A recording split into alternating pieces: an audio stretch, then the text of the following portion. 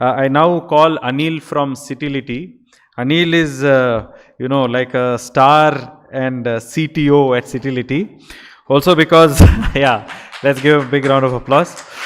He is very deep at the technical level, and also now kind of the brain that is driving a lot of the initiatives. We saw Shampa in the morning talking about the mobility connection of Citylity. But when you talk of mobility, all these things that are mobile, they need to park somewhere. And in that ecosystem concept, can it be faster, better? Can it save time, energy, and so on?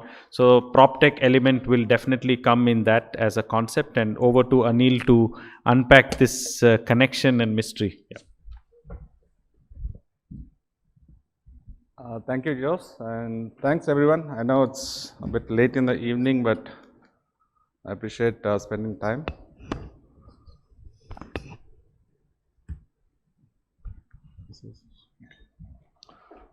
So, I have spent quite a bit of time in the smart city space in India.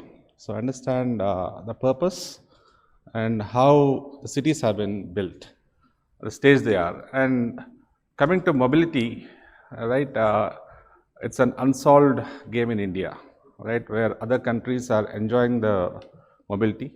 Because now we are scared that if I have to get into the traffic now, I don't know at what time I'll be at airport, at what time I'll be anywhere, right? So we are trying to solve a complex problem. So Shampa also mentioned something at quantum AI. I'll also tell why quantum AI, right?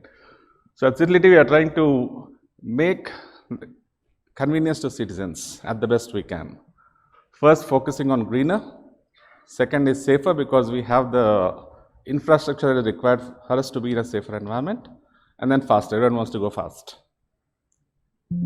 So while we are doing this, we also have considered different personas in life, right? There are daily commuters, there are people who may be able to use a smartphone, may not be able to use a smartphone, right? So all these factors. So I just thought first, let me talk about innovations in PropTech, and Mr. Vijay has really shown something they're doing great. Even I didn't know so much. I just knew that the home you're seeing in the first slide is a 3D printed home. Right, and amazing, right, what we can do. Second, this is a new company, probably backed by Tesla founder, Mr. Elon Musk. 48 minutes you can unpack and pack a home. Yeah, it's with wood. So, and it costs $50K, right? So these are the innovations. Second, again, most of the real estate companies, if you see, they have this VR lens with AR, VR, you can visualize your home. Right, this is emerging. And drone surveys, they are reducing the time a survey can be taken.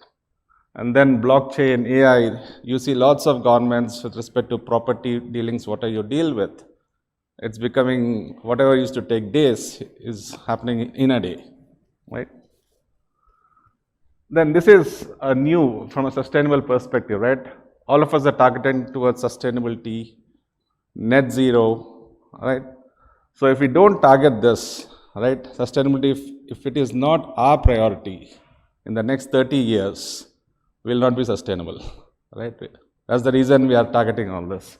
And there is one sustainable building, which if you see all the materials, I had a question for Mr. Vijay that they might be using all the materials that are sustainable or green or anything, but depending on what the design is, they might be changing it. But that's a complete sustainable building with recycled elements. Right, and also the air quality improvement. Therefore, people are finding different ways to kind of reduce or improve the air quality or reduce carbon emissions. So these are some innovations in PropTech. Now, what has Citylity got to do with this? All right. So at Citylity, what we are trying to do is we are trying to connect a citizen from the door he opens to the door he's entering into, door to door. All right. But again, COVID has taught us many different things, right? COVID has taught us that you can order food into your home. You don't have to go out of home to watch movies. You don't have to go out of home at all because the office says you can work from home forever. So how do you get the citizen out? Right, that's a major problem.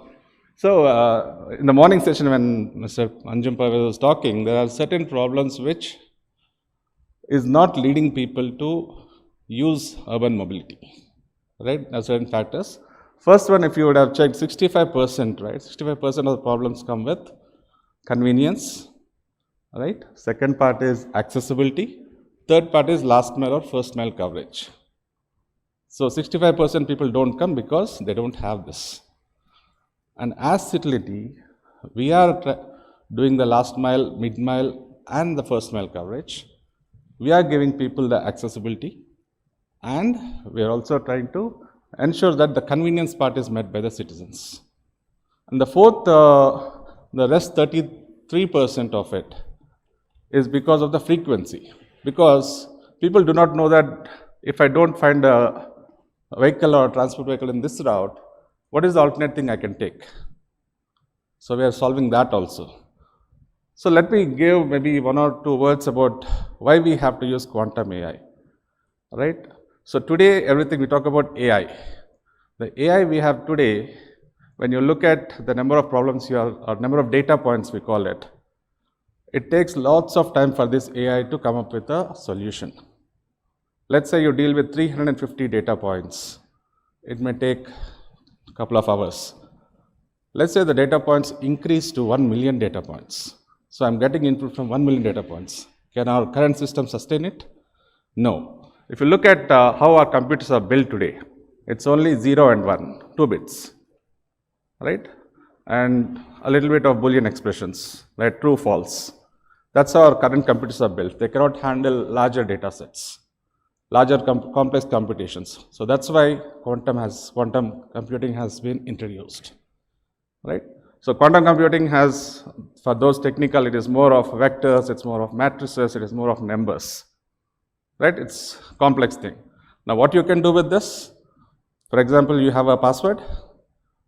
People say today 256 AES, which is Advanced Encryption Standard, is something it will take years for you to crack it. With quantum, you can crack it in 1 hour, right?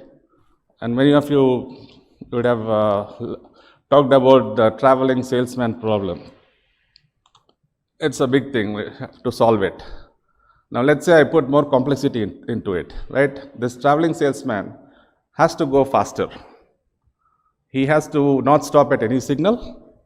He has to just use the left turns, free left turns, and reach his destination faster. Now we are complicating it. Your AI is going to take some time to do it, whereas quantum is going to help. So that way, quantum is a bit early into the game, but it's going to solve lots of problems which we are facing today.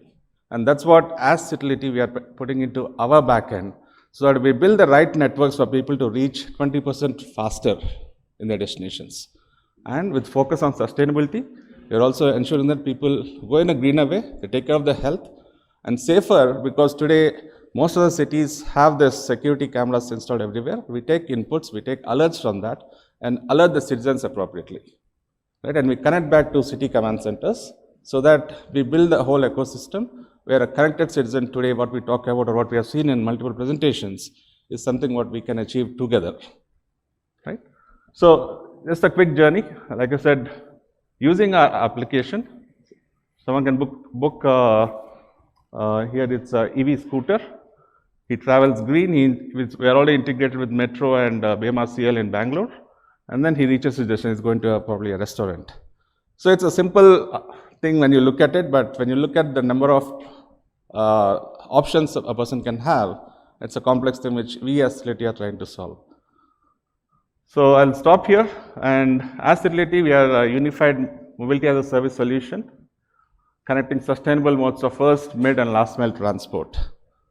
And thank you for this session, Jose, and thank you everyone for listening. Thank you, Aneel. I think that was, very interesting, because also then he justified the quantum leap that they will take going forward.